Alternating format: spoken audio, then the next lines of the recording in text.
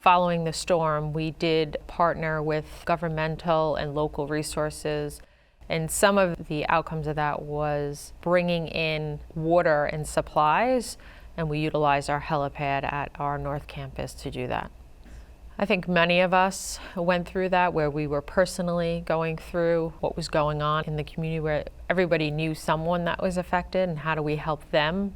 I don't know if anything changed or defined me, but as a registered nurse who has served the community for the last 26 years at Staten Island Hospital, it's never been lost on me, but it was more top of mind that I really am caring for my friends and my family on an everyday basis, and I was fortunate enough to be able to provide that care through Sandy.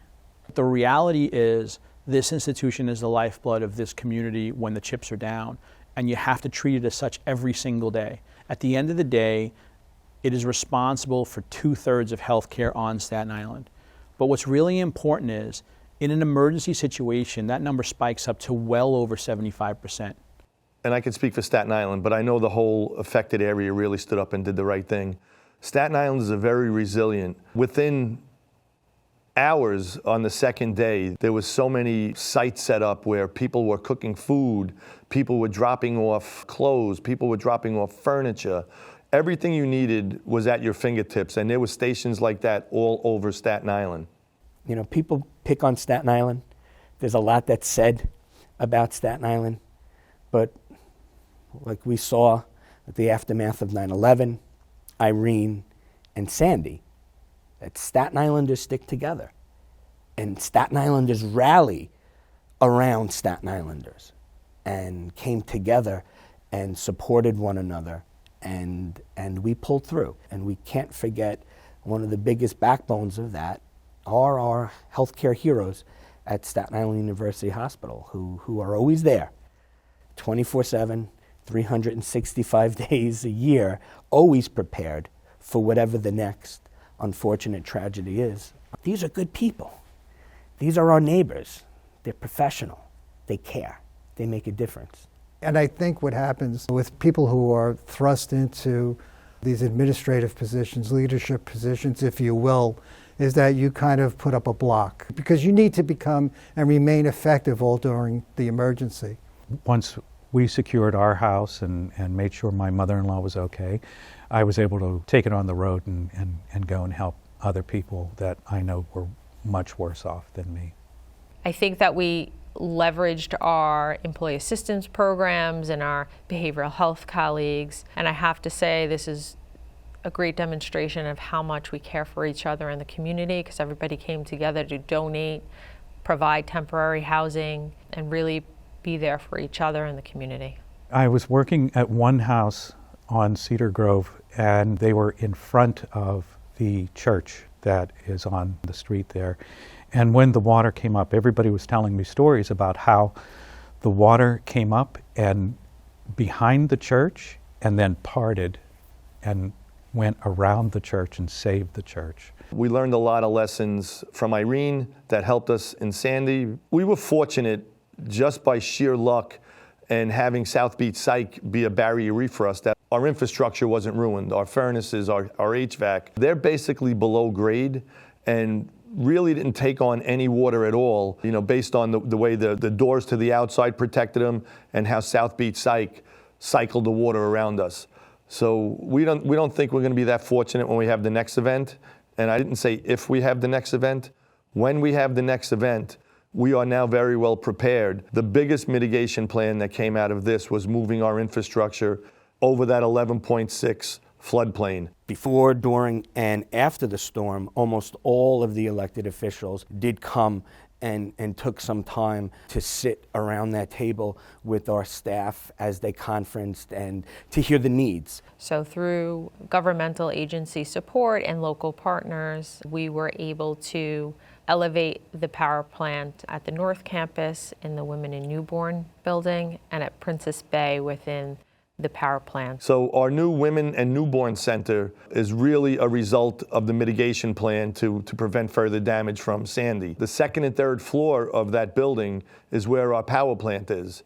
So Staten Island could flood up to about 30 feet, and we'll still be able to run our operation at SIUH without fear of that being flooded. There is no public hospital on Staten Island, and Staten Island University Hospital commands, if you will, pardon the pun, the lion's share of healthcare on Staten Island, providing to our local residents. And working together as a strong team with the leadership of Staten Island University Hospital and our local elected officials, we were able to help that plant. A Staten Island hospital endangered by Superstorm Sandy will receive funding to help it stay protected during future storms. Rising water almost made it inside Staten Island University Hospital. The city would devote $28 million in resiliency funding to the hospital. That money will help relocate critical equipment to a higher floor where it would be safe from any future floods. And put that whole variable away for us so we won't have to worry about any storm surge or flood surge that would impede us taking care of patients. This isn't another tertiary care center in Manhattan. This isn't one of the numerous tertiary care centers in Queens. This is Staten Island.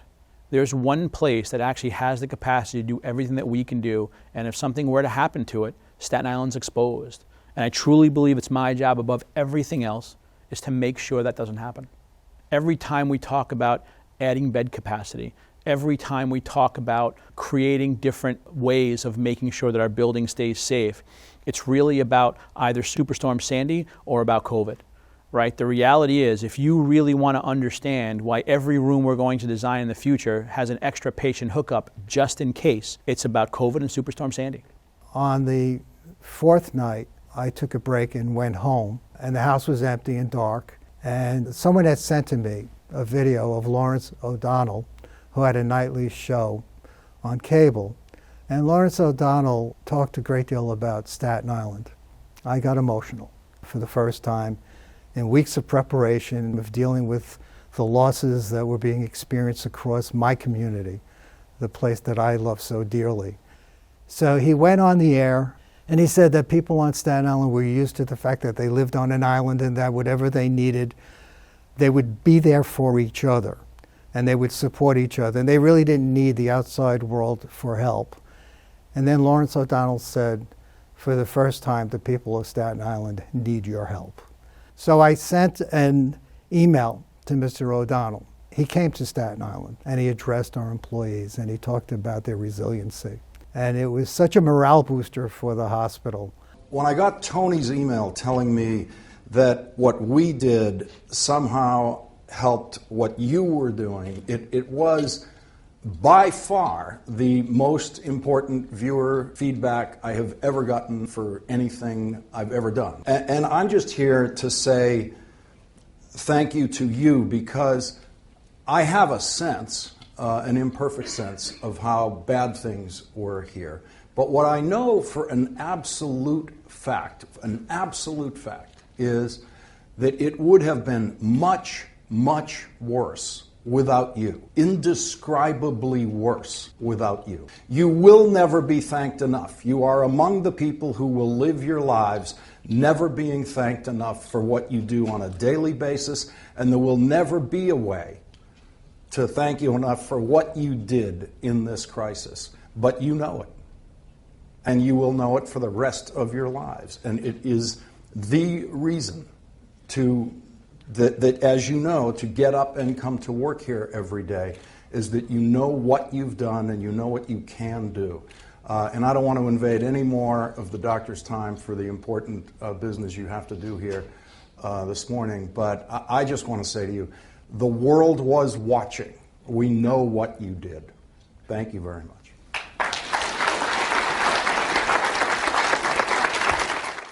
You know, our families and friends were out there surviving while we were in the relative safety of our hospital taking care of the people we were. So kudos to all those people out there who did the job in the field. One particular person that stands out was a guy that collected vinyl records, and we were helping clean up his house, and the damage inside his house wasn't so bad, but he did sustain water, and so we were cleaning up on the outside, and I was talking to him, and he was bemoaning the fact that he lost a lot of his vinyl, and I really felt bad for him and wanted to give something back, or at least help him out in some ways. And I had a number of old records at home, and I thought, why don't I just take these down and restart his collection, reboot his collection for him. And so I took some old Beatles and a Woodstock album and some other things and brought them to him the next day. But he was very grateful, and I think what it did is it gave him a little bit of hope that, you know, I can rebuild this collection, or I can start again. So our safety measures, plans, and emergency management plans have dramatically changed, and that is in way of preparing for things we can't prepare, like storms. So we have developed a tight, robust, and best practice program for mitigation planning in those events, and that's used across the system now. 10 years later, again, we are stronger. One beautiful positive is the Women and Newborn Center, and it is truly beautiful, and it is going to have a major impact on Staten Islanders for many, many years to come. So that is one of the positive things that came out of it. The biggest threat to us still today is weather emergencies, and Sandy and the lessons we learned from Sandy have made SIU8s better prepared to handle such a situation should it occur again. And just the resiliency, I think, of us all coming together and going through it. I don't really remember the details as well, because you just do what you have to do to get through it. 10 years later, we're actually back in my house. It took 5 years. We're back home. My house was raised. We're now 17 feet above the ground. So, you know, hopefully this will never happen again in my lifetime. But we're safe. We're back to normal. I'm just grateful that we're all okay, because it could have been a lot worse. So many people are not here today, and we're just grateful that we are. My takeaway from the whole experience is that everybody was just so grateful, and there was not only this sense of gratitude, but, you know, just how everybody worked together and everybody came together. You know, the people that just came from everywhere.